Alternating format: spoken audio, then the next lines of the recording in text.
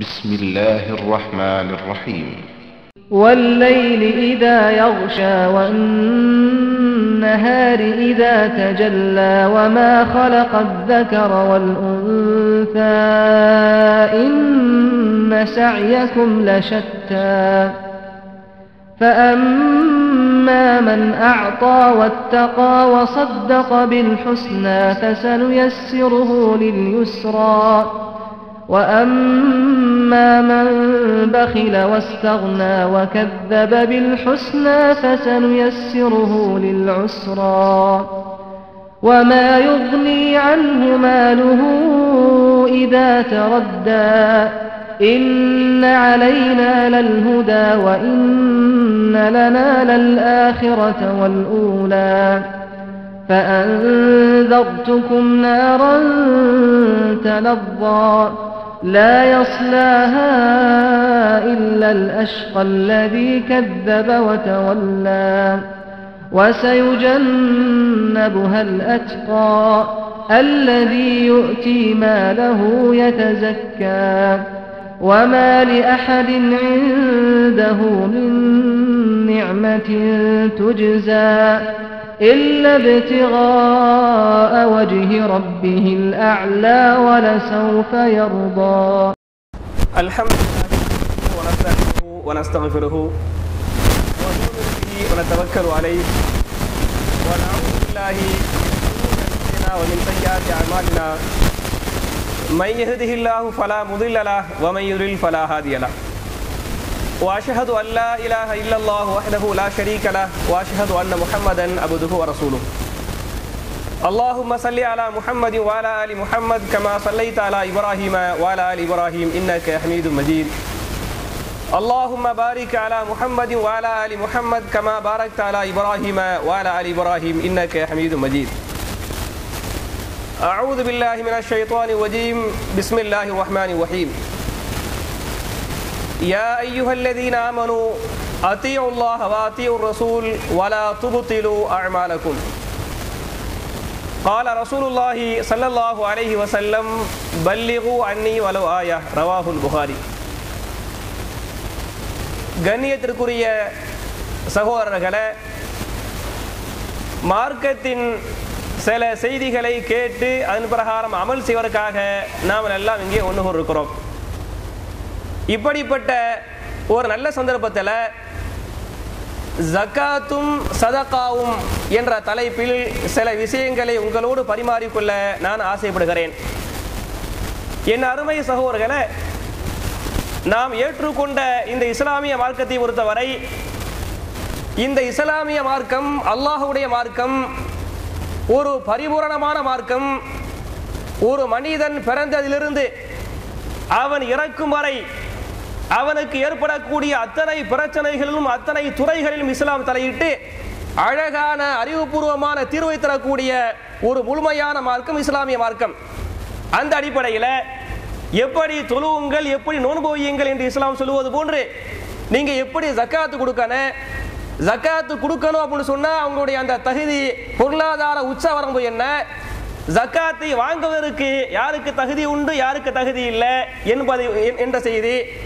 அதே மாதிரி ஒருவர் ஜக்காத்து கொடுத்தால் அதற்காக அவருக்கு கிடைக்கக்கூடிய மறுமையில் கிடைக்கக்கூடிய மகத்தான சொர்க்கம் என்ன, அவர் ஜக்காத்தை மறுத்து விட்டால், கொடுக்காமல் இருந்து விட்டால் அவருக்கு ஏற்படக்கூடிய கடுமையான அதாப், கடுமையான தண்டனை என்ன என்பதை எல்லாம் திருமறை குர்ஆன்லையும் ஹதீஸ்கள்லையும் நீங்க பரவலா பார்க்கலாம். அதுல திருமறை குர்ஆன்ல பொருளாதாரங்களை பற்றி அல்லாஹ் சொல்லும் போது ஒரு ஆயத்தில் அல்லாஹ் சொல்லி காட்டுறான், ஃபைதா குலியத்தி ஸலாத்து ஃபன்தஷிரு ஃபில் அர்லி வபுதகு மின் ஃபضலில்லாஹ். எப்படி தொழுவுங்கள் நோன்பு வையுங்கள் என்று அல்லாஹ் ஏவுகிறானோ அதே மாதிரி வெள்ளிக்கிழமை வந்து விட்டால், ஜும்மாவுடைய பாங்கை நீங்கள் கேட்டுவிட்டால் சீக்கிரமாக பள்ளிவாசலுக்கு செல்லுங்கள், சென்று ஜும்மாவுடைய அந்த கடமையை நீங்கள் நிறைவேற்றுங்கள் என்று சொல்லிவிட்டு அந்த ஆயத்துக்கு அடுத்த ஆயத்தில் அல்லாஹ் சொல்லி காட்டுவான், ஃபைதா குலியத்தி ஸலாஹ், ஸலாஹ் முடிந்து விட்டால், ஜும்ஆவுடைய தொழுகையை நீங்கள் முடித்து விட்டால், ஃபன்தஷிரு ஃபில் அர்ல், பூமியிலே பரவி நீங்கள் செல்லுங்கள், சென்று வபுதகு மின் ஃபضலில்லாஹ், அல்லாஹ்வுடைய ஃபதுலை, அல்லாஹ்வுடைய அருள் கொடையை நீங்கள் தேடுங்கள் என்று அல்லாஹ் சொல்றானே. அப்ப பாங்கோசையை கேட்டுவிட்டால் ஹய்யால ஸலா ஹய்யாலல் ஃபலாஹ் என்ற இந்த சப்தத்தை கேட்டுவிட்டால் பள்ளிவாசலுக்கு வாருங்கள், வந்து செய்ய வேண்டிய இபாதத்துகளை பள்ளிவாசலிலே செய்யுங்கள். செய்துவிட்டு பள்ளிவாசலிலே நீங்கள் முடங்கி விடாமல் ஜும்மாவிற்கு பிறகு நீங்கள் பள்ளியை விட்டு வெளியேறி செல்லுங்கள். அல்லாஹ்வுடைய ஃபதுலை, காசு பணங்களை, வியாபாரங்களை செய்து காசு பணங்களை தேடுங்கன்னு அல்லாஹ் சொல்றானே. அதே மாதிரி வேற ஒரு ஹதீஸ்களை நீங்க பார்க்கலாம். இந்த ஆயத்து வந்து வியாபாரம் செய்ய சொல்லுது, விவசாயம் பண்ண சொல்லுது, தொழில் பண்ண சொல்லுது. ஆக மொத்தத்தில் நீங்கள் முயற்சி செய்து சிரமப்பட்டு பொருளாதாரங்களை சம்பாதித்துக் கொள்ளுங்கள் என்பதற்கு இந்த வசனம் வந்து அழகான ஆதாரம். வேற ஒரு ஹதீஸ்ல நீங்கள் முயற்சி செய்தால் மட்டும் போதாது, அதற்காக அல்லாஹ்விடத்திலே துஆ செய்யுங்கள். எப்படி துஆ செய்யறோம்? அதையே பள்ளிவாசலுக்கு போறோம், தொழுகிறோம், தொழுகையை முடிச்சுட்டு வெளியே வர்றோம். நபிகள் நாயகம் ஸல்லல்லாஹு அலைஹி வஸல்லம் ஒவ்வொரு கட்டத்திலும் ஓத வேண்டிய சின்னஞ்சிறிய அற்புதமான துஆக்களை கற்றுத் தராங்க. அதில் பள்ளிவாசலுக்கு சென்று விட்டு நீங்கள் வெளியேறினால் ஓத வேண்டிய துஆ அல்லாஹும்ம இன்னி அஸ்அலுக மின் ஃபதுலிக் என்பதை ஓதிவிட்டு வாருங்கள். இதுக்கு என்ன அர்த்தம்? அல்லாஹும்ம இன்னி அஸ்அலுக, யா அல்லாஹ் உன்னிடத்திலே நான் வேண்டுகிறேன், மின் ஃபதுலிக உன்னுடைய ஃபதுலை, அருள் கொடையை வேண்டுகிறேன். பள்ளிவாசலை விட்டு வெளியே வரும்போதே நம்ம ஃபதுலை கேட்டுக்கிட்டு வெளியே வர்றோம். ஃபதுல்னா என்ன? காசு பணங்கள், பொருளாதாரங்கள். குர்ஆன்லயே வந்து பொருளாதாரத்தை ஃபதுல்னு இப்படி சொல்லி காட்டுவான். சஹாபாக்கள், ஏழை சஹாபாக்கள், பணக்கார சஹாபாக்கள் இருந்தாங்க. 2 சஹாபாக்களுக்கு மத்தியில வந்து போட்டி வந்துச்சு. அதுல ஏழை சஹாபாக்கள் சுப்ஹானல்லாஹ் தஸ்பீஹ் சொன்னாங்க என்ற ஹதீஸ் வருதா இல்லையா? அப்ப அதை பார்த்த பணக்கார சஹாபாக்கள் தஸ்பீஹ் செய்ய ஆரம்பிச்ச உடனே ஏழை சஹாபாக்கள் திருப்பி ரசூலுல்லாஹ்ட்ட போய், யா ரசூலல்லாஹ் எங்களை மாதிரி அவங்களும் தஸ்பீஹ் பண்றாங்க, எங்களுக்கு மாட்டு இன்னொரு வழியை கற்று தாருங்க என்று கேட்டாங்களா இல்லையா? அப்ப நபிகள் நாயகம் ஸல்லல்லாஹு அலைஹி வஸல்லம் அந்த சஹாபாக்களுக்கு, ஏழை சஹாபாக்களுக்கு ஒரு ஆயத்தை ஓதி காட்டுவாங்க. ذَلِكَ فَضْلُ اللَّهِ يُؤْتِيهِ مَن يَشَاءُ. பொருளாதாரம் என்பது அல்லாஹ்வுடைய ஃபதுலாக இருக்கிறது, அல்லாஹ்வுடைய அருள் கொடையாக இருக்கிறது. யாருக்கு அவன் நாடுகிறானோ அவர்களுக்கு அதை கொடுக்கிறான் என்று வருதா இல்லையா? அப்ப இஸ்லாம் என்ன சொல்லுது அப்படின்னா, சொன்னா நம்ம ஜக்காத்து கொடுக்கணும், சதக்கா கொடுக்கணும் அப்படின்னு சொன்னா முதல்ல என்ன வேணும்? கையில காசு பணம் வேணும், பொருளாதாரங்கள் வேணும். பொருளாதாரம் இல்லை என்று சொன்னால் உங்கள் மீது ஜக்காத்து கடமை இல்லை, பெரிய அளவுக்கு சதக்கா வந்து கடமை இல்லை. அப்ப நீங்கள் முயற்சி செய்து கஷ்டப்பட்டு அல்லாஹ்விடத்திலே துஆ செய்து காசு பணங்களை நீங்கள் உருவாக்கி கொள்ளுங்கள். அதற்காக ஒரு பக்கம் முயற்சி பண்ணுங்கள், ஒரு பக்கம் அல்லாஹ்விடத்திலே துஆ செய்யுங்கள் என்று அல்லாஹ் சொல்லி காட்டுறான். அதுக்கு பிறகு அப்படி முயற்சி செய்து துஆ செய்து கிடைத்த அந்த சொத்து பத்துகளை, காசு பணங்களை ஏழை எளிய மக்களுக்கு நீங்கள் கொடுங்கள். முடிந்த அளவுக்கு ஹைராத்துகளை, ஜக்காத்துகளை, சதக்காக்களை நீங்கள் அதிகப்படுத்துங்கள் என்றும் இஸ்லாம் சொல்லுது. அதை எப்படி ரசூலுல்லாஹ் சொல்றாங்க? ஒரு ஹதீஸ் வந்து சஹீஹுல் புகாரில பதிவு செய்யப்பட்டிருக்கு. அல் யதுல் உல்யா கைரும் மினல் யதி சுஃபுலா. கொடுக்கக்கூடிய கை இருக்கிறதே, இந்த கை வாங்கும் கையை விட சிறந்த கையாக இருக்கிறது. அது ரசூலுல்லாஹ் எந்த வார்த்தையில சொல்லுவாங்கன்னு சொன்னா, கீழே உள்ள கையை விட மேலே உள்ள கை சிறந்ததாக இருக்கிறது. மேலே உள்ள கையினா எதுவா? அது வந்து கொடுக்கிற கையா. கீழே உள்ள கையினா வாங்குற கையா. அப்ப கீழே உள்ள வாங்கக்கூடிய கையை விட மேலே உள்ள கொடுக்கும் கரம் தான் சிறப்பான கரமாக இருக்கிறது. எனவே என் அருமை சஹாபாக்களே, நீங்கள் ஓடி ஓடி உழைத்து வாருங்கள். உங்களால் முடிந்த அளவுக்கு நீங்கள் தர்மங்களை, சதக்காக்களை கொடுத்து நல்ல கரங்களாக, நல்ல மக்களாக நீங்கள் உருவெடுத்துக் கொள்ளுங்கள் என்பதை நபிகள் நாயகம் சொல்றாங்களா இல்லையா? அப்ப சம்பாதிச்ச மக்களுக்கு சதக்கா பண்ண சொல்றாங்க, ஜக்காத் கொடுக்க சொல்றாங்க. இந்த சதக்காவை பற்றி, ஜக்காத்தை பற்றி எப்படிலாம் நீங்க குர்ஆன்ல பார்க்கலாம்னு சொன்னா, ஒரு ஆயத்து வந்து குர்ஆன்ல திரும்ப திரும்ப மறுபடியும் அல்லாஹ் சொல்லுவான், அகீமுஸ் ஸலாத்த வஆத்துஸ் ஸக்கா. ஏறக்குறைய இந்த ஆயத்து வந்து குர்ஆன்ல ஒரு 10 அல்லது 20க்கும் மேற்பட்ட இடங்கள்ல இந்த ஆயத்தை அல்லாஹ் திருப்பி சொல்றான். இதுக்கு என்ன அர்த்தம்? அகீமுஸ் ஸலா, நீங்கள் தொழுகையை நிலைநாட்டுங்கள், தொழுகையை நிலைநாட்டுங்கள் என்று தொழுகையை பத்தி அல்லாஹ் சொல்லிட்டு அதை ஒட்டி சேர்த்து என்ன சொல்றான்? வஆத்து ஸக்கா, ஜகாத்தை நீங்கள் கொடுத்து வாருங்கள், அதற்குரிய சட்டதிட்டங்களுக்கு கட்டுப்பட்டு முறையாக ஜகாத்தை கொடுங்கள் என்று அல்லாஹ் சொல்றானே. அப்ப குர்ஆன்ல தொழுகையோடு சேர்த்து சேர்த்து ஜகாத்தை அல்லாஹ் சொல்வதாக இருந்தால் இந்த ஆயத்து மூலமா நம்ம பெற வேண்டிய பாடம், படிப்பு என்ன தெரியுமா? தொழுகை என்பது எப்படி கட்டாயமான கடமையோ அதே மாதிரி ஜகாத் என்பது கட்டாயமான கடமை. கடமை மாத்திரமல்ல, தொழுகை விஷயத்தில் நமக்கு எந்த அளவுக்கு மார்க்கத்தை பற்றி அறிவு இருக்குதோ, தொழுவது சம்பந்தமா நிறைய கிதாபுகள் தமிழ்ல போட்டிருக்கிறாங்க, கிதாபுகளை படிக்கிறோம், நிறைய இஸ்லாமிய ஞானம் இருக்குது. எந்த அளவுக்கு ஞானம் இருக்குது? உதாரணமா தக்பீர் கட்டுறோம், தக்பீர் எங்க கட்டணே, நெஞ்சில கட்டணுமா தொப்புள்ள கட்டணுமா என்ற அறிவு இருக்கா இல்லையா? அதே மாதிரி சமி அல்லாஹு லிமன் ஹமீதா, கைகளை உயர்த்த வேண்டுமா உயர்த்த கூடாதா? அதே போன்று சுஜூதுக்கு செல்கிறோம், முதலிலே கைகளை தலையில் கீழே வைப்பதா அல்லது முட்டுக்கால வைக்கிறதா? அதே மாதிரி அத்தஹியாத்துல உட்கார்றோம், அத்தஹியாத்துல விரல அசைக்கணுமா வேண்டாமா என்பது மாதிரியான செய்தி உள்பட பல்வேறு செய்திகள் தொழுகையை பற்றிய நமக்கு அறிவு இருக்குது. ஆனால் தொழுகையை பற்றி எந்தெந்த ஆயத்துகள் அல்லாஹ் சொல்றானோ அந்த ஆயத்துகள்ல சேர்த்து வாத்து ஜகாத்தை நீங்கள் கொடுங்கள் என்று அல்லாஹ் சொல்றானா இல்லையா? இந்த ஜகாத்தை பற்றிய நமக்கு அறிவு இருக்குதா?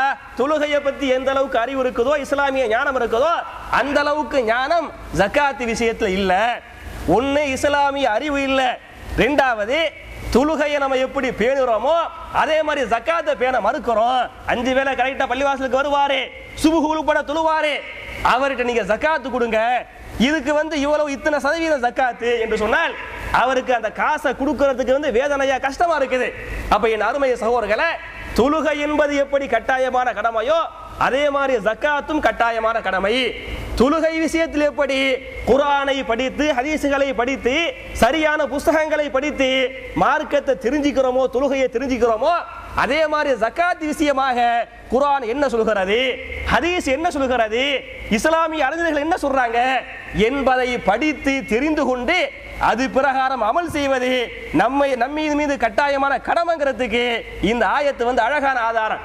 அது மட்டும் இல்லாம வேறு பல ஆயத்துகள்ல நல்லவர்களை பற்றி அல்லாஹ் சொல்லும் போது யார் இறையச்சம் உள்ளவர்கள், யார் சொர்க்கவாசிகள் என்று அல்லாஹ் பட்டியல் போடுவான். யார் முறையாக ஜக்காத்து கொடுக்கறாங்களோ, யார் சதக்காக்களை முறையா பண்றாங்களோ இவர்கள் தான் நல்லவர்கள், இவர்கள் தான் சொர்க்கவாசிகள். திருமறை குர்ஆன்ல 3வது அத்தியாயம் ஆல இம்ரான் என்று சொல்லக்கூடிய 3வது அத்தியாயம் அதுல 133 134 ஆகிய 2 ஆயத்துகள்ல அல்லாஹ் சொல்லுவான், வசாரிஉ இலா மக்ஃபிரத்தி மிர் ரப்பிக்கும் வ ஜன்னத்தின் அர்துஹா ஸமாவாத்து வல் அர்து உஇத்தத் லில் முத்தகீன். வசாரிஉ நீங்கள் விரைந்து செல்லுங்கள். எதை சீக்கிரமா பண்ணணுமா? வசாரிஉ இலா மக்ஃபிரத்தின் மிர் ரப்பிக்கும், அல்லாஹ்வுடைய மன்னிப்பின் பக்கமும் சொர்க்கத்தின் பக்கமும் நீங்கள் சீக்கிரமாக முந்தி செல்லுங்கள் என்று அல்லாஹ் சொல்லிவிட்டு இந்த ஜன்னத்துடைய சொர்க்கத்துடைய அகலத்தை பொறுத்தவரை அர்துஹா, அந்த சொர்க்கத்தின் அகலம் விசாலம், அஸ்ஸமாவாத்து வல் அர்து 7 வானங்கள் பூமிக்கு நிகராக இருக்கிறது என்றும் சொல்லிவிட்டு இந்த ஆயத்துல கடைசியில் அல்லாஹ் முடிப்பா உஇத்தத் லில் முத்தகீன், சொர்க்கத்தை முத்தகீன்களுக்காக நல்லவர்களுக்காக இறையச்சம் உள்ளவர்களுக்காக சொர்க்கத்தை அல்லாஹ் வைத்திருக்கிறான் என்று ஆயத்து வருது. சொல்லிப்புட்டு நல்லவங்க யாரு, இறையச்சம் உள்ளவங்க யாரு, சொர்க்கவாசி யாரு என்று சொன்னால் அதுக்கு அடுத்த ஆயத்துல சொல்லுவான், அல்லதீன யுன்ஃபிகூன ஃபிஸ்ஸர்ராயி வல்லர்ராயி, சொர்க்கவாசிகள் முத்தகீன்கள் அல்லாஹ்வுடைய பாதையிலே செலவு செய்வார்கள். அவர்கள் ஏழைகளாக இருந்தால் அதற்கு தகுந்தார் போல், பணக்காரர்களாக இருந்தால் அதற்கு தகுந்தார் போல், அவரவருடைய வசதிக்கு தகுந்த மாதிரி யாரு சதக்காக்களை ஜகாத்துகளை கொடுக்கிறாங்களோ இவர்கள் தான் நல்லவர்கள், இவர்கள் சொர்க்கவாசிகள் என்று அல்லாஹ் சொல்லி காட்டானே. அப்ப ஜகாத் என்பது கட்டாயமான கடமை, சதக்காங்கிறது முடிஞ்ச அளவுக்கு அதிகமா பண்ணணுங்கிறதுக்கு இந்த ஆயத்து அடுத்த ஆதாரம். அது மட்டும் இல்லாம நம்ம பல பேர் நினைக்கிறோம், நம்ம ஜகாத்து கொடுத்தா நம்மள்கிட்ட காசு பணம் இல்லாம போயிருமே, காசு பணங்கள் குறைஞ்சு போயிருமே என்று பயப்படுறோமா இல்லையா? கொடுத்து அதை குர்ஆன் எப்படி எல்லாம் சொல்லும் அப்படின்னு சொன்னா நீங்க கஞ்சப்படாதீங்க. இப்படி யாரு ஜகாத்து கொடுக்காம சதக்கா கொடுக்காம இருக்கிறாங்களோ அப்படிப்பட்ட கஞ்சர்களை அல்லாஹ் அழித்து விடுவான். இத்தகி ஷுஹ ஃபைன்ன ஷுஹ அஹ்லக மன் கான கபலக்கும். என் அருமை சஹாபாக்களே, நீங்கள் கஞ்சர்களாக இருக்க வேண்டாம். முன்னால ஒரு சமுதாயம் கஞ்சர்களாக இருந்தார்கள், அவங்க கஞ்சங்கிற ஒரே காரணத்தால அல்லாஹ்வுடைய அதாபு அவங்களுக்கு இறங்குனுச்சு, அந்த மக்களை அல்லாஹ் அழிச்சிருக்கிறான். எனவே நீங்கள் கஞ்சர்களாக இருக்காமல் சதக்காக்களை ஹைராத்துகளை வாரி வாரி வழங்குங்கள் என்பதை நபிகள் நாயகம் ஸல்லல்லாஹு அலைஹி வஸல்லம் சஹாபாக்களுக்கு சொல்றாங்க. அது மட்டும் இல்லாம யாரு கொடுத்தா குறையும்னு சொல்றாங்களோ, யாரு கஞ்சர்களாக இருக்கிறாங்களோ அவங்களுடைய சொத்து பத்துகளை அல்லாஹ் அழிப்பதற்கு தயாராக இருக்கிறான், அதற்கு சக்தி பெற்றவனாக இருக்கிறான். எப்படி குர்ஆன் சொல்லும் அப்படின்னு சொன்னா, திருமறை குர்ஆன்ல சூரத்துல் கலம் என்று சொல்லக்கூடிய 68வது அத்தியாயம், அதுல 17, 18 இந்த மாதிரி ஆயத்துகள் நீங்க போய் பார்த்தீங்களாக்க ஒரு வரலாற்று செய்திய அந்த ஆயத்தில் அல்லாஹ் சொல்லி காட்டுறான். என்ன வரலாறு அப்படின்னு சொன்னா, இன்னா பலவுனாகும் கமா அஸ்ஹாபல் ஜன்னா. அவங்க அல்லாஹ் சொல்லி காட்டுறான், ஒரு கூட்டம் இருந்துச்சு, அந்த கூட்டத்துக்கு நிறைய சொத்து பத்துகள் இருந்தது. அந்த சொத்து பத்துகள்ல தோட்டங்கள் துறவுகளுக்கு ஒரு கூட்டம் சொந்தக்காரங்களா இருந்தாங்க. அந்த மக்கள் என்ன பண்ணுனாங்களா அப்படின்னு சொன்னா, நிறைய தோட்டம் இருந்துச்சு, அதுல காய்கறிகள் பழங்கள் எல்லாம் அப்படியே பூத்து காய்த்து குலுங்கின. அந்த காய்கறிகளை வச்சு அந்த பழங்களை வச்சு ஏழை எளிய மக்களுக்கு சதக்கா பண்ண மாட்டாங்க. ஒரு நாள் நைட்டு அவங்க எல்லாம் உட்கார்ந்து பேசிக்கிட்டாங்களா, காலையில நம்ம தோட்டத்துக்கு போய் அந்த காய்த்த அந்த பழங்களை கனி வகைகளை நம்ம பறிச்சுக்கிட்டு வர்றேன்னு அப்படின்னு அந்த தோட்டத்துக்கு சொந்தக்காரவங்க எல்லாம் பேசிக்கிட்டு இருந்தாங்க. காலையில போகணும்னு பேசும்போது நைட்ல பேசுறாங்களா இல்லையா, அவ என்ன சொல்லணும், ஒண்ணு இன்ஷா அல்லான்னு சொல்லணும். அப்ப ஒண்ணு காலையில போறோம்னு அவங்க சொல்லும் போது இன்ஷா அல்லா சொல்லல. ரெண்டாவது, அதுக்கு மக்களுக்கு சதக்கா பண்ணு பாருங்க, அந்த சதக்காவுடைய நீயத்து அவங்களுக்கு இல்ல. சீக்கிரமா அதிகாலையில அந்த மக்கள் எல்லாம் முழிச்சு தோட்டத்துக்கு போறாங்க. தோட்டத்துக்கு அவங்க எப்படி போனாங்கிறத அல்லாஹ் சொல்லி காட்டுறான். ஃபன்தலகு வஹும் யதஹாஃபதூன். அந்த மக்கள் தோட்டத்தை நோக்கி சென்றார்கள். யதஹாஃபதூன், பயந்த வண்ணமாக தோட்டத்துக்கு போனாங்க. ஏன் பயந்துகிட்டு தோட்டத்துக்கு போனாங்களா? அல்லா யதுகுலன்னஹல் யௌம அலைக்கும் மிஸ்கீன். நாம் சத்தத்தை உயர்த்தி பேசிவிட்டால் மிஸ்கின்கள் முழிச்சிருவாங்க, நம்மளோடு சேர்ந்து தோட்டத்துக்கு வந்துருவாங்க, அவங்களுக்கு பழங்களை கொடுக்க வேண்டிய போயிரும் அப்படின்னு முஸ்லிம்கள் முழிச்சிட கூடாதுங்கிறதுக்காக சத்தத்தை உயர்த்தாமல் குறைத்து கொண்டு பயந்து கொண்டு அவங்க தோட்டத்துக்கு போறாங்க. அப்படி போய் தோட்டத்தை பார்த்தால் அதுக்கு இடையில் அல்லாஹ் என்ன பண்ணிட்டான் அப்படின்னு சொன்னா, ஒரு தீயை அந்த தோட்டத்திற்கு அல்லாஹ் அனுப்பி சுத்தமாக அந்த தோட்டத்தை அல்லாஹ் அழித்து விட்டான். அந்த தோட்டத்தை அல்லாஹ் கரித்து சாம்பலாக்கி விட்டான். இந்த மக்கள் எல்லாம் தோட்டத்தை போய் பார்க்கிறாங்க, அதுல பூத்து குலுங்கிய காய்த்து குலுங்கிய அந்த மரங்கள் எல்லாம் இல்லை, வெறுமனை அழிக்கப்பட்ட சாம்பலாக இருக்கிறது. அதை பார்த்து போட்டு அந்த மக்கள் பேசுவாங்களா, இது நம்ம தோட்டம் இல்ல, நம்ம வழி தவறி இடம் மாறி வந்துட்டோம் என்று மக்கள் பேசிக்கிடுவாங்க. அதுல ஒரு ஆள் சொல்லுவாரா, இல்ல இது நம்ம தோட்டம் தான், நம்ம ஒரு தப்பு பண்ணமா இல்லையா, நம்ம இன்ஷா அல்லாஹ் சொல்லல, அதே மாதிரி ஏழை எளிய மக்களுக்கு சதக்கா செய்யக்கூடிய நீயத்து நமக்கு இல்ல, எனவே இது அல்லாஹ்வுடைய அதாபாக அல்லாஹ்வுடைய சோதனையாக இருக்கிறது என்று ஒரு சொல்ல அதை மத்த ஆளுக்கு ஏத்துக்கிட்டாங்க என்ற வரலாற்று செய்தியை திருமறை குர்ஆன்ல சூரத்துல் கலம்ல அல்லாஹ் சொல்லி காட்டுறான். அப்ப எதுக்கு இதை சொல்ல வர்றா அப்படின்னு சொன்னா, நாம் சதக்கா செய்யணும், நம்ம ஜகாத்து கொடுக்கணும் என்று நினைத்தால்தான் அல்லாஹ் மேலும் மேலும் பரக்கத்தை தருவானே தவிர கொடுக்க வேண்டாம் என்று நாம் நினைத்து விட்டால், எப்படி இந்த தோட்ட மக்கள் அல்லாஹ் அழிச்சானோ பரக்கத்து இல்லாம ஆக்கினானோ அதே மாதிரி அல்லாஹ் அழிப்பதற்கு சக்தி உள்ளவன் என்பதற்கு இந்த வசனம் இந்த வரலாறு தெளிவான ஆதாரம். அது மட்டும் இல்லாம என் அருமை சகோதரர்களே, இந்த மெயினா ஜகாத்தை பொறுத்தவரை ஜகாத் என்பது கட்டாயமான கடமைங்கிறது நம்ம எல்லாருக்கும் தெளிவா தெரியும். இதுல நமக்கு மத்தியில பிரச்சனையோ கருத்து வேறுபாடோ ஒன்றுமே கிடையாது. ஆனால் கருத்து வேறுபாடு பிரச்சனை எதுல அப்படின்னு சொன்னா, ஜகாத் என்பது வருடா வருடம் கொடுக்க வேண்டுமா அல்லது ஒரு பொருளுக்கு ஒரு முறை கொடுத்தால் போதுமா, இதுல கருத்து வேறுபாடு இருக்கா இல்லையா? என் அருமை சகோதரர்களே, நான் இந்த விஷயத்துக்குள்ள போறதுக்கு முன்னால அல்லாஹ்வின் மீது ஆணையாக ஒரு செய்தியை சொல்லிட்டு போயிடுறேன். யாரையும் நான் விமர்சிக்கனே, யாருடைய மனசையும் புண்படுத்தனே, யாரையும் கேவலப்படுத்தனே என்ற நோக்கம் எல்லா அளவுக்கும் இடத்துல கிடையாது. இது புனிதமான மாதம், அமல் செய்ய வேண்டிய மாதம், செய்த பாவத்திற்காக அல்லாஹ்விடத்திலே பரிகாரம் தேட வேண்டிய மாதம். அப்படிப்பட்ட மாசத்துல யாரையும் புண்படுத்தக்கூடிய நோக்கம் எனக்கு இல்லை. இருந்தாலும் மார்க்க சம்பந்தப்பட்ட ஒரு செய்தி மார்க்கத்திற்கு எதிராக சொல்லப்படுகிறது.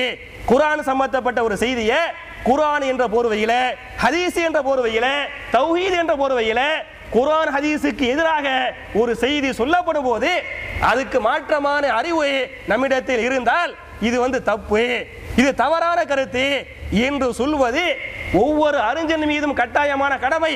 அப்படி சொல்லவில்லை என்று சொன்னால் நாளை மறுமையிலே அல்லாஹ் எழுப்பி விசாரித்து இது சம்பந்தப்பட்ட அறிவை கொடுத்தேனே ஏன் மக்களிடத்தில் சொல்லவில்லை என்று அல்லாஹ் என்னிடத்தில் கேட்பானா இல்லையா?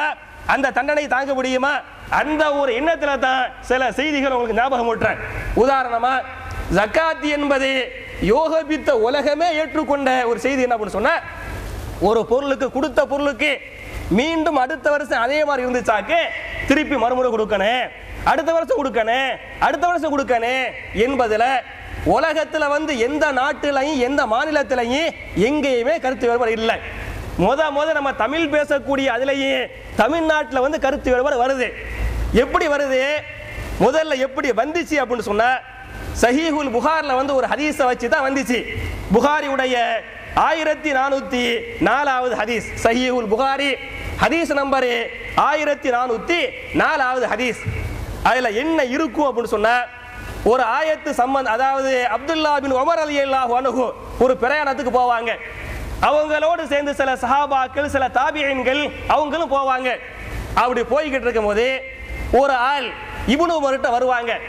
வந்து கேட்பாங்க, குர்ஆன்ல ஒரு ஆயத்து இருக்குது, அதாவது சூரத்து தௌபா என்ற 9வது அத்தியாயத்தின் 34, 35 ஆகிய அந்த ஆயத்தை ஓதி காட்டுவாங்க.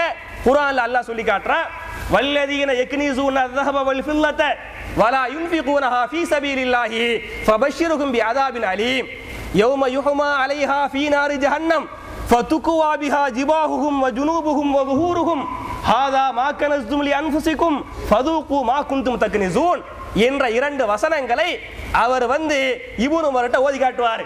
இந்த ஆயத்தை அல்லாஹ் என்ன சொல்றான்? யாரு தங்கத்தையும் வெள்ளியையும் சேகரித்து சேமித்து வைத்துக் கொண்டார்களோ, அதற்குரிய முறையான ஜகாத்தை கொடுக்கவில்லையோ, அல்லாஹ்வுடைய பாதையிலே செலவு செய்யவில்லையோ, அவர்களுக்கு கடுமையான அதாபு காத்து கொண்டிருக்கிறது என்று சொல்லிவிட்டு, யௌம யுஹ்மா அலைஹா ஃபீ நாரி ஜஹன்னம், நாளை மறுமையிலே அவர்கள் சேர்த்து வைத்த அந்த தங்கத்தை, அந்த வெள்ளியை போட்டு நரக நெருப்பிலே உருக்கப்படும்.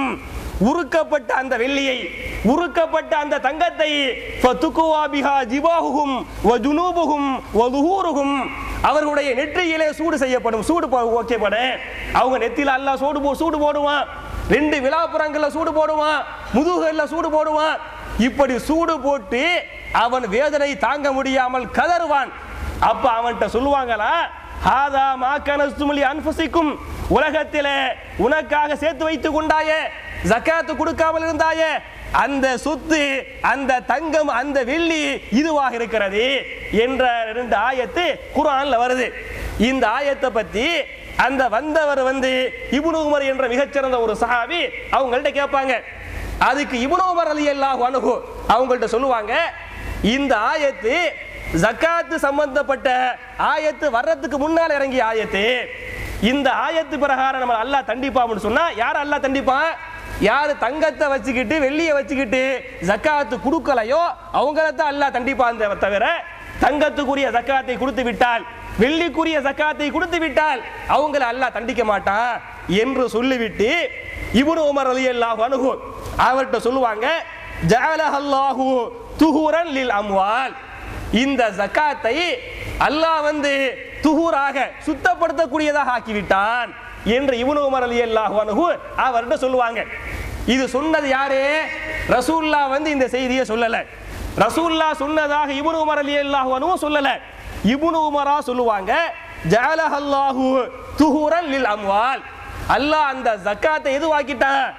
அந்த பொருளை சுத்தப்படுத்தக்கூடியதாக ஆக்கிவிட்டான் என்று இப்னு உமர் ரலியல்லாஹு அன்ஹு அவர்கிட்ட சொல்லுவாங்க. இந்த செய்தியை இமாம் புகாரி ரஹ்மத்துல்லாஹி அலைஹி தன்னுடைய கிதாபுல பதிவு பண்றாங்க. முத இந்த ஜகாத் வந்து ஒரு முறையா பல முறையாங்கிற பிரச்சனை வர்றதுக்கு அஸ்திவாரம் எது? இந்த ஹதீஸை தான் அஸ்திவாரமா போட்டாங்க. எப்படி போட்டாங்க அப்படின்னு சொன்னா, இது வந்து ஒன்னு நல்லா புரிஞ்சுக்கிறேன்னு ரசூலுல்லாஹ் சொன்ன ஹதீஸ் இல்ல, இது இப்னு உமருடைய வார்த்தை. எப்படி உலகத்துக்கு சொல்லப்பட்டது, நீங்க பழைய சீடிகளை பழைய கேசல்களை கேட்டா உங்களுக்கு தெரியும். உலகத்துக்கு ஹதீஸ்னு சொல்லப்பட்டது இப்படி ரசூலுல்லாஹ்வே சொல்லிட்டாங்க. ஜகாத் என்பது சுத்தப்படுத்துவது. ஒரு பொருளுக்கு ஒரு முறை கொடுத்து விட்டால் மீத பொருள் சுத்தமாயிருச்சு. சுத்தமான பொருளுக்கு மீண்டும் ஏன் ஜகாத்? இந்த வாதத்தை மையமா வச்சுதான் எப்படி சொல்லப்பட்டது? ரசூலுல்லாஹ் இப்படி சொல்லிட்டாங்க, ஹதீஸ் இப்படி இருக்குது என்று சில ஆண்டுகள் வரை ஹதீஸ் இல்லாத ஒன்றை ஒரு சஹாபியுடைய சொந்த கருத்து ஹதீஸ்ங்கிற பேர்ல ஒரு தவறான அஸ்திவாரத்தை எழுப்புறாங்க. ஏறக்குறைய சில ஆண்டுகளுக்கு பிறகு ஒரு அறிஞர் வந்து இந்த ஹதீஸ் எடுத்து காட்டி இப்படி வந்து ஹதீஸ் இல்லையே, இது இப்னு உமருடைய கருத்து தானே. அதே இப்னு உமர் ரலியல்லாஹு அன்ஹு தபுரானியில சொல்றாங்க, சஹாபாக்களாகிய நாங்கள் ஒரு பொருளுக்கு கொடுக்கப்பட்ட ஜகாத்து கொடுக்கப்பட்ட பொருளுக்கு வருடா வருடம் ஜகாத்து கொடுப்போம், மீண்டும் மீண்டும் ஜகாத்து கொடுப்போம் என்று சொல்றாங்களே. அப்ப இப்னு உமருடைய கருத்தை ஏற்றுக்கொள்வதாக இருந்தால் தபுரானியில சொல்றாங்களே அதையும் சேர்த்துல ஏத்துக்கிறனே. அது மட்டும் இல்லாம ஹதீஸ் இல்லாத ஒன்றை ஒரு சஹாபியுடைய கருத்தை ஹதீஸ் என்று மக்களுக்கு தவறாக சொல்லியிருக்கிறீர்களே, இது தவறு இல்லையா? இது தவறு என்று நீங்கள் ஒத்துக்கொள்ள வேண்டாமா என்ற ஒரு செய்தி சொல்லப்படுது. ஆனால் இந்த ஏத்துக்கல ஹதீஸ் என்று சொல்ல, அதாவது ஹதீஸ் இல்லாத இப்னு உமருடைய கவுல ஹதீஸ்னு சொல்லப்பட்டிருக்கா இல்லையா? ஆமா, தெரியாம சொல்லிட்டேன், தவறுதலா வந்துருச்சு, சுட்டி காட்டியதுக்கு நன்றி என்ற ஒரு நன்றின்னு சொல்லிவிட்டு கருத்தை மாத்திருக்கலாம். ஒரு தவறான செய்தி உலகம் ஃபுல்லா பரவி போயிருச்சு, அதுக்கு மாற்றமா நம்ம ஹதீஸ் இல்லாத ஒன்று ஹதீஸ்ல சொல்லிட்டோமே தப்புன்னு மக்கள்கிட்ட சொல்லிட்டா நம்ம இமேஜ் என்ன ஆகுறது, நம்ம அந்த மதிப்பு போயிருமே என்ற ஒரு கெட்ட எண்ணத்துல இந்த கருத்தை ஏத்துக்கிறல. அது மட்டும் இல்லாம வேற ஒரு செய்தி என்ன அப்படின்னு சொன்ன, வருஷம் ஜகாத்துக்கு ஹதீஸ்ல எங்கேயுமே இல்ல, எந்த நாட்டுக்கு அல்லது தமிழ்நாட்டில் எந்த ஊருக்கு போனாலும் அப்படி எங்க ஹதீஸ் இருக்குது, ஹதீஸை எடுத்துக்காட்டா ஏத்துக்குருவோமே என்று சொல்லப்பட்டது. இந்த வாதத்தை, இந்த செய்தியை கேட்டு ஒரு சகோதரர் ஒரு ஹதீஸை எடுத்து கொடுக்கிறாரு. அபூதாவுல வரக்கூடிய ஹதீஸ், அதாவது அபூதாவுல ஹதீஸ் நம்பர் 1582 ஹதீஸ். அபூதாவூத் ஹதீஸ் நம்பர் 1582 ஹதீஸ். இதுல இந்த நாட்டுல ஷேக் அல்பான் இருக்கிறாங்க பாருங்க, அவங்க அபூதாவுதுல ரெண்டா பிரிக்கிறாங்க. அபூதாவுதுல சஹீஹான ஹதீஸ், லைஃபான ஹதீஸ் என்று ரெண்டு வகையா பிரிப்பாங்க. அதுல சஹீஹ் அபூதாவுத் அல்பானியுடைய கிதாபை எடுத்து பார்த்தீங்களாக்க அதுல நம்பர் 1400 ஹதீஸ். அதுல என்ன வருது அப்படின்னு சொன்னா, 3 சாரார் ஈமானுடைய சுவையை சுவைத்து விட்டார்கள். யார்கிட்ட 3 குணம் இருக்கிறதோ அல்லது 3 அமல்களை செஞ்சாங்களோ அவர்கள் ஈமானுடைய சுவையை சுவைத்து விட்டார்கள் அப்படின்னு ரசூலுல்லாஹ் சொல்லிவிட்டு, முதல்ல யார் அப்படின்னு சொன்னா, யார் அல்லாஹ்வை மட்டும் தௌஹீதுல உறுதியா நிக்கிறாங்களோ அவங்க ஈமானுடைய சுவையை சுவைச்சிட்டாங்க. ரெண்டாவது யார் அப்படின்னு சொன்னா, யாரு தன்னுடைய பொருளுக்கு வஅதா ஜகாத மாலிஹி குல்ல ஆமின், குல்ல ஆமின் வார்த்தை வர வஅதா ஜகாத மாலிஹி குல்ல ஆமின், யாரு தன்னுடைய மாலுக்கு ஜகாத்தை ஒவ்வொரு வருடமும் கொடுக்கிறாரோ அவர் ஈமானுடைய சுவையை சுவைத்து விட்டார். யாரு ஜகாத்து கொடுக்கும் போது மனசு விரும்பி கொடுக்காம சந்தோஷமா இது அல்லாஹ்வுடைய கட்டளை நம்ம கட்டுப்படணும் செய்யணும் என்று சந்தோஷமா செஞ்சாங்களோ அவர்களும் ஈமானுடைய சுவையை சுவைத்து விட்டார் என்ற சஹீஹான ஹதீஸ் அபூதாவுல பதிவு செய்யப்பட்டிருக்கு. அப்ப இந்த மாதிரி ஹதீஸே இல்லையே, குல்லு ஆமீன் ஹதீஸ் இல்லையே, ஹதீஸ் இல்லை என்ற காரணம் தான் ஒரு தடவை கொடுத்தா போதும் என்று சொல்லப்பட்டது. ஒரு சகோதரர் அபூதாவுத் எடுத்து காட்டி ஹதீஸ் அம்மரை எடுத்து காட்டி இந்த மாதிரி சஹீஹான ஹதீஸ் வருது, அதுல குல்லு ஆமீன் வருது, அதனால என்ன செய்யணும், கொடுத்த பொருளுக்கு மீண்டும் மீண்டும் ஒவ்வொரு வருஷமும் ஜகாத்து கொடுத்தா ஆவனே என்ற ஒரு சஹீஹான ஒரு ஹதீஸை முன்வைக்கும் போது என்ன நடந்தது தெரியுமா? அந்த ஹதீஸை பார்த்துட்டு அப்படி ஹதீஸ் இருக்குது, கரெக்டா இருக்குது, நம்ம கருத்தை மாத்திக்கிறேன்னு மாத்திக்கிட்டு மக்கள்கிட்ட நான் தவறா மனுஷன் தானே தவறா சொல்லிட்டேன், நீங்க திருத்திக்கிறீங்க என்ற ஒரு நல்ல மனுஷன் இப்படி செஞ்சிருக்கேன். என்ன நடக்குது அப்படின்னு சொன்னா, இந்த ஹதீஸை எப்படி தள்ளுபடி பண்றது, ஹதீஸுக்குள்ள டீப்பா நுழைஞ்சு போய் ராவிகளை அலசி யாராவது ஒரு ராவி லைஃபா சிக்குவாங்களா? ஒருவர் லைஃபாக சிக்கிவிட்டால் லைஃப் என்ற காரணத்தை சொல்லி ஹதீஸை தள்ளுபடி பண்ணிடலாமே என்ற ஒரு ஆய்வுக்குள்ள இறங்குறாங்க. அல்ஹம்துலில்லாஹ், அல்லாஹ் மிகப்பெரியவன். அல்லாஹ் என்ன பண்றான் அப்படின்னு சொன்னா, எந்த ராவி அதுல லைஃப் இல்ல, எல்லாம் பக்கா சஹீஹான, அதாவது புகாரில் அறிவித்த பல ராவிகள், முஸ்லிமில் அறிவிக்க பல ராவிகள், இந்த மாதிரி பக்கா ராவிகளோடு சஹீஹான ரிவாயத்தோடு அபூதாவுத் ஹதீஸை பதிவு பண்ணிட்டாங்க. அப்ப ராவிகளை குறை சொல்ல முடியல, குறை சொல்லி ஹதீஸ் என்ன செய்ய முடியல, தள்ளுபடி செய்ய முடியல. என்ன நடந்துச்சு, அவங்க பேப்பர்ல அவங்க புக்ல எழுதுறாங்க, இந்த ஹதீஸை தள்ளுபடி பண்றோம். ஏன் பண்றோம் அப்படின்னு சொன்னா, ஹதீஸை அறிவிக்கக்கூடிய சஹாபியே இல்லை. இது நான் சொல்லக்கூடிய வார்த்தை அல்ல, அவர்கள் எழுத்து மூலமாக தந்த வார்த்தை. ஹதீஸை அறிவிக்கக்கூடிய சஹாபி அப்துல்லா பின் முஆவியா ரலியல்லாஹு அன்ஹு. இந்த அப்துல்லா பின் முஆவியா ரலியல்லாஹு அன்ஹு சஹாபியே இல்லை. என் அருமை சகோதரர்களே, இந்த நேரத்தில் நீங்க ஒண்ணு புரிஞ்சுக்கிறானே, எல்லா இமாம்களும் ஹதீஸை ஆய்வு பண்ணும்போது ராவிகளை வந்து சல்லடை போட்டு சலிப்பாங்க. உதாரணமா ஒரு பேச்சுக்கு வச்சுக்கிறேன், நான் வந்து அபு தாவூத், நான் வந்து மன்சூர்ட்ட ஒரு ஹதீஸ் அறிவிப்பேன், மன்சூர் வந்து ஷஃபீட்ட அறிவிப்பாரு, ஷஃபி வந்து அவர்கிட்ட அறிவிப்பாரு, அவர் வந்து அபூ ஹுரைரா அவர் ரசூலுல்லாஹ் அப்படின்னு சொன்னா, நான் வந்து அபூதா என்ன பண்ணுவேன், மன்சூரை வந்து சல்லடை போட்டு சலிப்பேன். இவர் நல்லவரா கெட்டவரா எப்படி என்ன ஏது ஃபுல் அண்ட் ஃபுல் பார்ப்பேன். இவர் பக்கா சஹி அப்படின்னு சொன்னா அடுத்த ராவி, அதுக்கு அடுத்த ராவி, அதுக்கு அடுத்த ராவி, இப்ப ராவிகளை வந்து சல்லடை போட்டு சலிப்பேன். கடைசி நபரு எனக்கு வந்து அபூ ஹுரைரா சொன்னாரு என்று சொல்லிவிட்டால் நான் அபூ ஹுரைரா மேல கையை வைக்க மாட்டேன். ஏன் வைக்க மாட்டேன்? அவர்கள் சஹாபாக்கள் ரலியல்லாஹு அன்ஹும் வரது அன்ஹு, அவர்கள் அல்லாஹ்வை புரிந்து கொண்டார்கள், அல்லாஹ்வும் அவர்களை புரிந்து கொண்டான். அது மாத்திரமல்ல, உலகமே ஏற்றுக்கொண்டது அஸ்ஸஹாபத்து குல்லுஹும் அதுலுன், எல்லா சஹாபாக்களும் நீதவான்கள், ஹதீஸ் விஷயத்திலே அவர்கள் ஒருபோதும் தவறு செய்ய மாட்டார்கள் என்ற தத்துவத்தின் அடிப்படையில் ராவிகளை சலிப்பனே தவிர சஹாபி மேல வந்து நான் கையை வச்சிட மாட்டேன். அதே மாதிரி அபூ ஹுரைரா ரலியல்லாஹு அன்ஹு ரசூலுல்லாஹ் சொன்னதாக ஒரு ஹதீஸ் அறிவிக்கிறாங்க. நான் ரசூலுல்லாஹ் நல்லவளா கெட்டவளான்னு பாப்பனா, பார்த்தா நான் முஸ்லிமா இருக்க முடியுமா? அப்ப நபியை விட்டுட்டு சஹாபியை விட்டுட்டு ராவிகளை வந்து அலசுறது. இதே மாதிரி ராவிகள் அலசப்படுது. ராவிகள் பக்காண்ட உனையே உலகத்துல சஹாபி மேல யாரும் கையை வைக்க மாட்டாங்க. எப்படி கை வைக்கப்படுது? அப்துல்லா பின் முஆவியா ரலியல்லாஹு அன்ஹு ஒரு சஹாபியே இல்லை. எனவே இந்த ஹதீஸை ஏற்றுக்கொள்ள கூடாது.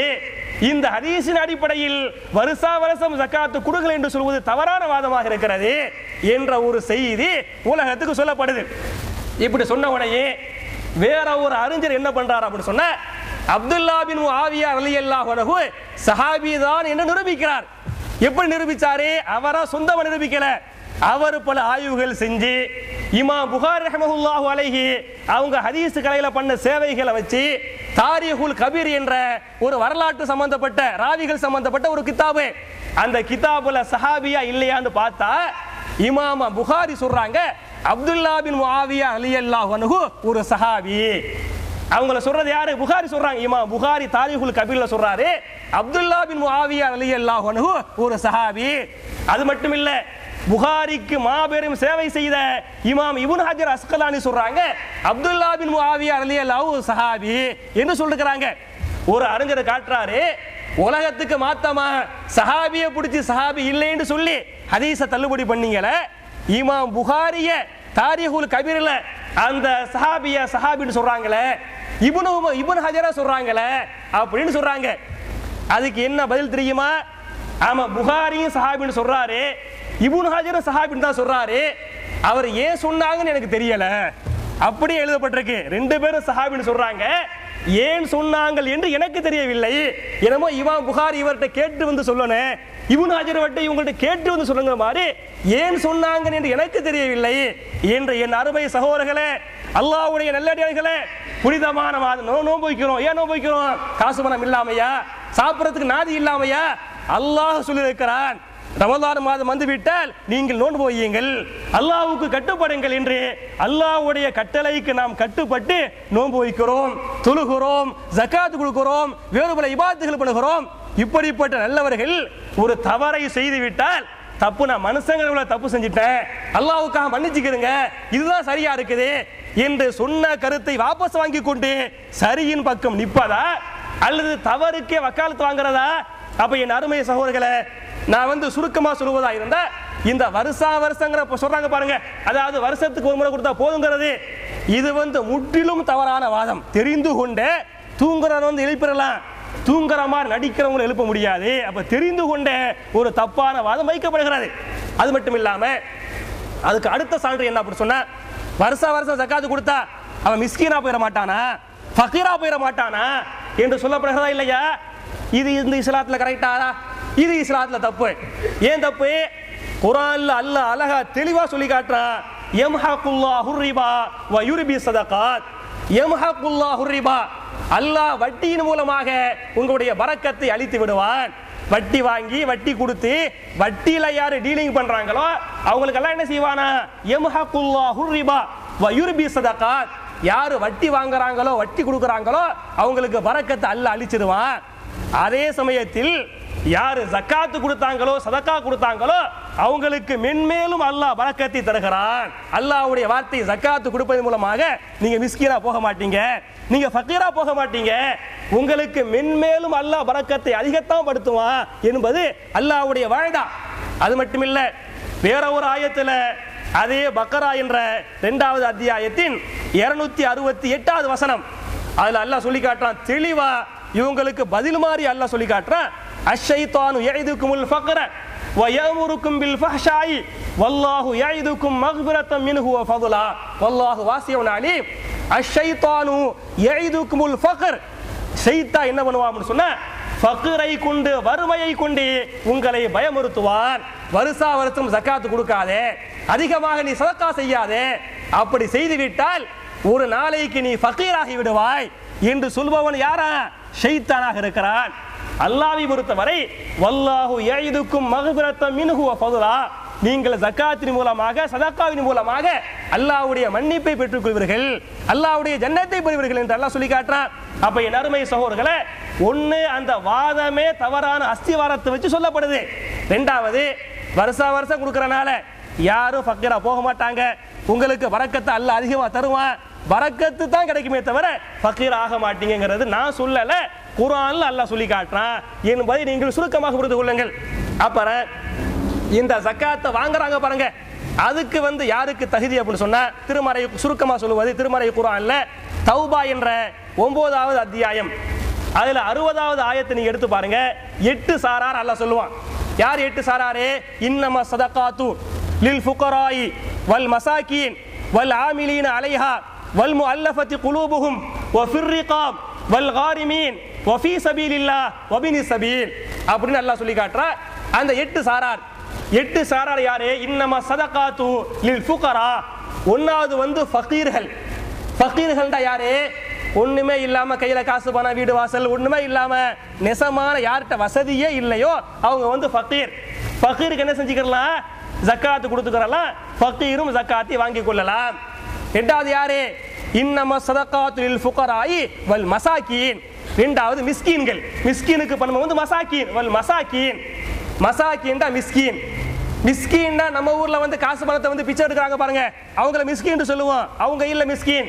மிஸ்கீன் தான் யாருன்னு சொன்னா, அவர்கிட்ட வீடு வாசல்லாம் இருக்கு, ஒரு கம்பெனில வேலை கூட செய்யலாம், சம்பளம் கூட வாங்கலாம், என்ன நடக்கும் அப்படி சொன்னா வரவு குறைவா இருக்கு, செலவு அதிகமா இருக்கு. வரவு கம்மி, அடிப்படை செலவு என்ன? உதாரணமா ஒரு ஊர்ல 3000 ரூபாய் மாசத்துக்கு சம்பளம் வாங்குறாரு, அவருடைய அடிப்படை செலவே ஒரு மாசத்துக்கு 5000 ரூபாய். அப்ப 3 ரூபா வாங்குறாரு, 5 ரூபா ஆகுது, பத்தல பாருங்க, அவர் இஸ்லாத்துல என்ன? மிஸ்கீன். அப்படிப்பட்ட மிஸ்கீன்களாக இருந்தாலும் அவங்களுக்கு நீங்க கொடுத்துக்கலாம். 3வது யார் அப்படின்னு சொன்னா வல் ஆமிலீன அலைஹா, ஜக்காத்தை வசூல் பண்ணுவதற்காக இஸ்லாமிய அரசாங்க மக்கள் அனுப்புவேன், அந்த மக்கள் போய் ஜக்காத்தை வசூல் பண்ணி கொண்டு வருவாங்க. வல் ஆமிலீன அலைஹா, அந்த ஜக்காத்தை யார் வசூல் பண்றாங்களோ அவங்களுக்கு நீங்க கொடுத்துக்கலாம். 4வது யார் அப்படின்னு சொன்னா வல் முஅல்லஃபதி குலூபுஹும், அவருடைய கல்புகள் இஸ்லாத்தின் பக்கம் ஈர்ப்பதற்காக புதுசா இஸ்லாத்துக்கு வந்திருப்பாங்க. புது முஸ்லிமுக்கு என்ன செய்ய? நபிகள் நாயகம் ஸல்லல்லாஹு அலைஹி வஸல்லம் மதீனாவிலிருந்து மக்காவுக்கு வர்றாங்க. மக்கா ஏறக்குறைய 10,000 சஹாபாக்கள் அழைச்சிக்கிட்டு மக்காவுக்கு வர்றாங்க. மக்காவை கைப்பற்றுறாங்க. மக்காவை கைப்பற்றி விட்டு நபிகள் நாயகம் ஸல்லல்லாஹு அலைஹி வஸல்லம் அந்த மக்கத்து காவிர்களை மன்னிச்சாங்க. இதுஹபு அன்துமு துலகா, நீங்கள் சுதந்திரமாக செல்லுங்கள், லா தஸ்ரீப அலைக்குமுல் யௌம், உங்கள் மீது எந்த விதமான குற்றச்சாட்டும் இல்லை, நான் உங்களை பழிவாங்க விரும்பவில்லை என்று நபிகள் நாயகம் ஸல்லல்லாஹு அலைஹி வஸல்லம் அந்த மக்கா வாசிகளை மன்னிச்சு விடுறாங்க. அப்படி மன்னிச்சு விட்ட உடனே 2000 பேர் இஸ்லாத்துக்கு வர்றாங்க. புதுசா அப்படி மன்னிச்சு விடுறாங்க. 2000 காவிர்கள் கலிமா சொல்லி இஸ்லாத்துக்கு வர்றாங்க. அந்த புதிய முஸ்லிம்கள் அழைத்துக் கொண்டு நபிகள் நாயகம் ஸல்லல்லாஹு அலைஹி வஸல்லம் அவங்க வேற ஒரு போருக்கு மூத்தாங்க, அதாவது வேற ஹுனைன் போருக்கு போனாங்க என்று ஹதீஸ் வருது. அப்ப புதுசா இஸ்லாத்துக்கு வர்றாங்க. அவங்க கல்பு ஈமான்ல இன்னும் உறுதியா நிக்கணும், இன்னும் ஈமான்ல ஸ்ட்ராங் ஆகணும். அதுக்காக என்ன பண்ணுங்க? புது முஸ்லிம்களுக்கு நீங்க ஜக்காத்தை கொடுப்பது 4வது கூடும். 5வது வஃபிர் ரிகாப், ரிகாப் சொன்னா அடிமைகளை விடுதலை செய்வது. ஒரு அடிமை தேவையில்லாம கஷ்டப்படுறாரு, அல்லது ஜெயில போய் கஷ்டப்படுறாங்க, அந்த அடிமை விடுதலைக்காக நீங்க ஜக்காத்து கொடுக்கலாம். 6வது வல் காரிமீன், கடன் சுமை, கண்ணியமா வாழ்ந்துகிட்டு இருப்பாரு, ஒரு ஆள்கிட்ட என்னைக்கோ ஒரு 10,000 வாங்கியிருப்பாரு, அதை கொடுக்க முடியாது. நபிகள் நாயகம் ஸல்லல்லாஹு அலைஹி வஸல்லம் அவங்க அல்லாஹ்ட்ட துஆ செய்வாங்களா, அல்லாஹும்ம இன்னி அஊது பிக மினல் மஅஸமி வல் மக்ரம், யா அல்லாஹ் கடன் சுமைகளை விட்டும் பாவங்களை விட்டும் என்னை பாதுகாப்பாயாக என்று கேட்டாங்களா இல்லையா? அப்ப வல் காரிமீன், கடன் சுமை யாருக்கு இருக்குதோ அவங்களுக்கு 6வது கொடுத்துக்கலாம். 7வது வஃபீ சபீலில்லாஹ், அல்லாஹ்வுடைய பாதையில யார் போர் பண்றாங்களோ அவங்களுக்கு கொடுத்துக்கலாம். 8வது வபுனு சபீல், வழிபோக்கன் பிரயாணி, ஊர்ல வந்து வசதியா வாழ்ந்துகிட்டு இருப்பான், வெளியூருக்கு வந்து இருப்பான், திடீர்னு கையில காசு பணம் வந்து எல்லாம் முடிஞ்சு போயிருக்கேன் அல்லது வந்து திருடப்பட்டிருக்கேன், அவன் நெருக்கதியா வழியில நிற்பான், அவனுக்கு ஜக்காத்துடைய காசை கொடுத்து வீட்டுக்கு போய் சேர்ந்துரு என்று அனுப்புவதற்கு இஸ்லாத்தில் அனுமதி உண்டு. அப்ப என் அருமை சகோதரர்களே, சூரத்து தௌபா என்ற 9வது அத்தியாயத்தின் 60வது வசனம், இந்த ஆயத்தை எடுத்து பார்த்தீங்களாக்க இன்னம சதகாத்து லில் ஃபுகராயி வல் மசாகின் சொல்லிட்டு அந்த 8 சாரார் அல்லாஹ் சொல்றான். அந்த ஆயத்தை நீங்க பார்த்து முழுசா தெரிஞ்சுக்கிறீங்க. கடைசியா சொல்ல வேண்டியது, நபிகள் நாயகம் ஸல்லல்லாஹு அலைஹி வஸல்லம் ரமலான் மாசத்துல ஜக்காத்துல் ஃபித்ர் அல்லது சதகாத்துல் ஃபித்ர் என்ற ஒரு ஃபித்ரா ஜக்காத்தை மக்களுக்கு வசூல் பண்ணாங்க, ஏழை எளிய மக்களுக்கு விநியோகம் பண்ணாங்க என்ற ஹதீஸ் வருது. அது வந்து ஃபர்லு. எப்படிலாம் ஹதீஸ் வர அப்படி சொன்னா, ஃபரல ரசூலுல்லாஹி ஸல்லல்லாஹு அலைஹி வஸல்லம் சதகாத்துல் ஃபித்ர, ரசூல் ஸல்லல்லாஹு அலைஹி வஸல்லம் ஃபித்ரா ஜக்காத்தை ஃபர்லாக்கினார்கள் என்று ஹதீஸ் வருது. அப்ப ஃபித்ரா ஜக்காத்தை பொறுத்தவரை நம்ம பெரியவங்க சின்னவங்க நோன்பு வச்சவங்க நோன்பு வைக்காதவங்க எல்லாரும் மேலையும் ஃபர்லு, எல்லாரும் கரெக்டா கொடுக்கணும். அளவு ஒரு உங்களுக்கு ஏற்கனவே தெரியும். அதே மாதிரி டைம் எப்ப நீங்க ஈதுகாவுக்கு போறதுக்கு முன்னால தொழுவுறதுக்கு முன்னால நீங்க ஜக்காத்தை அந்த சதகாத்தை கொடுத்துறானே. இப்படி இந்த ஃபித்ராவுடைய 2 நிமிஷத்துல முடிச்சிடுறேன் என்ன. அப்ப இந்த சதகாத்துல் ஃபித்ராவுடைய நோக்கம் என்ன அப்படின்னு சொன்னா, அதுக்கு வந்து 2 நோக்கம். ஒன்னாவது, நம்ம நோன்பு வச்சிருப்போம், நோன்பு வச்சுட்டு சில பாவங்கள் செஞ்சிருப்போம், சில தவறான வார்த்தைகள், தவறான நடத்தைகள், தவறான பார்வைகள், தவறான செய்திகளை கேட்டிருப்போம். இப்ப நோன்பு வச்சுக்கிட்டு சில பாவங்கள் செஞ்சிருப்போமா இல்லையா? அந்த பாவத்திற்கு பரிகாரமாக இந்த ஃபித்ரா ஜக்காத்தை அல்லாஹ் ஆக்குகிறான். அப்ப நம்மை அல்லாஹ் மன்னித்து நம்மை பரிசுத்தப்படுத்துவதற்காக இந்த சதகாத்துல் ஃபித்ர் காரணமா அமையுது. 2வது என்ன காரணம் அப்படின்னு சொன்னா, ஏழைகள் பெருநாளை பெருநாளாக கொண்டாட வேண்டும். யாருக்கெல்லாம் வசதி வாய்ப்பு இருக்குதோ அவங்க பெருநாள் அன்னைக்கு நிம்மதியா சாப்பிடுவாங்க, நல்ல வசதிகளா இருப்பாங்க, புதிய புதிய ட்ரெஸ் வாங்கிடுவாங்க, சந்தோஷமா பெருநாளா கொண்டாடுவாங்க. யார்கிட்ட புது ட்ரெஸ் வாங்க கையில காசு இல்லையோ, யாருக்கு சாப்பிட்றதுக்கே வசதி இல்லையோ அவங்களுக்கு பெருநாளா இருக்குமா? இருக்காது. அப்ப உண்மையான முஸ்லிம்கள் ஏழைகள் பெருநாளை சந்தோஷமா கொண்டாடணும், பெருநாளா ஆக்கணும் என்று சொன்னால் நாம் கொடுக்கக்கூடிய இந்த சதகாத்துல் ஃபித்ர் வந்து காரணமாக இருக்கேன் என்ற காரணமாக இருக்கிறது. அப்ப என் அருமை சகோதரர்களை, நான் சுருக்கமாக சொல்வது, இந்த ஜக்காத்தை வந்து நீங்க கணக்கு போடுங்க, கணக்கு போட்டு வருஷ ஜக்காத்து கொடுங்க. அதை தாண்டிய சதக்காக்களை நீங்கள் அதிகப்படுத்துங்கள். ஒரே ஒரு ஆயத்தை சொல்லி முடிச்சிடுறேன். ஒரு ஆயத்தில் அல்லாஹ் சொல்லி காட்டான், அதாவது சூரத்துல் முனாஃபிகுன் என்ற அந்த சூரால் அல்லாஹ் சொல்லி காட்டுவா, யா அய்யுஹல்லதீன ஆமனு அன்ஃபிகு மிம்மா ரஸக்னாகும் மின் கப்லி அன் யஅதிய அஹதகுமுல் மௌத் ஃபயகூல ரப்பி லௌலா அஹரதனி இலா அஜலின் கரீப் ஃபஅஸ்ஸதக வஅகும் மினஸ் ஸாலிஹீன். ஈமான் கொண்ட மக்களே, விசுவாசிகளே, அன்ஃபிகு மிம்மா ரஸக்னாகும், அல்லாஹ் கொடுத்ததிலிருந்து அல்லாஹ்வுடைய பாதையிலே நீங்கள் சதக்கா கொடுங்கள், நீங்கள் செலவு செய்யுங்கள் என்று அல்லாஹ் சொல்லிவிட்டு, மின் கபுலி அன் யஅதிய அஹதகுமுல் மௌத், உங்களிலே ஒருவருக்கு மௌத்து வருவதற்கு முன்னால், எப்ப மௌத்து வரும்னு தெரியாது, நீங்கள் மரணிப்பதற்கு முன்னால், மௌத்தா போவதற்கு முன்னால நீங்க ஜக்காத்துகளை சதக்காக்களை அதிகமாக கொடுத்துருங்க என்று சொல்லிவிட்டு, மலக்குல் மௌத்து வந்து அந்த ரூஹை பிடிக்கும் போது அந்த கெட்டவன் சொல்லுவானா, யா ரப்பி லௌலா அஹர்தனி இலா அஜலின் கரீப், கொஞ்ச நேரம் எனக்கு அவகாசம் தந்தால் ஃபஅஸ்ஸதக வஅகும் மினஸ் ஸாலிஹீன், நான் சதக்கா செஞ்சிருவனே, சதக்கா செஞ்சு சாலிஹா இருவனே என்று அவன் சொல்வான். ஆனால் அவகாசம் கொடுக்கப்படாது, அவகாசம் கொடுக்கப்படாமல் அவனுக்கு மௌத்து வந்துடும் என்ற ஆயத்து இருக்குது. அப்ப என் அருமை சகோதரர்களே, மௌத்து யாருக்கு எப்ப என்னென்று தெரியாது. அந்த மரணத்திற்கு பயந்து, நாளை மறுமைக்கு பயந்து, அல்லாஹ்வுடைய நரகத்திற்கு பயந்து, அல்லாஹ்விற்கு பயந்து அதிகமாக சதக்கா செய்து ஜக்காத் செய்து வேறு பல அமல்களை அதிகப்படுத்தக்கூடிய நல்லவர்களாக என்னையும் உங்களையும் அல்லாஹ் ஆக்கி நாம் செய்த இபாதத்துகளை அல்லாஹ் அங்கீகரித்து பாவங்களை மன்னித்து நாளை மறுமையிலே மகத்தான மிக உயர்ந்த சொர்க்கமாகிய ஜன்னத்துல் ஃபிர்தௌஸில் வாரிசாக என்னையும் உங்களையும் நாம் அனைவர்களையும் அல்லாஹ் ஆக்கி அருள்வானாக. ربنا آتنا في الدنيا حسنة وفي الآخرة حسنة وقنا عذاب النار وآخر دعوانا أن الحمد لله رب العالمين. السلام عليكم. ஜஸாக்குமுல்லாஹ் ஹைர். மௌலவி அலி அக்பர் உமரி அவர்கள் கொடுக்கப்பட்ட நேரத்திலே 5 நிமிடம் முன்னாலே முடித்து விட்டார்கள். ஹைர்.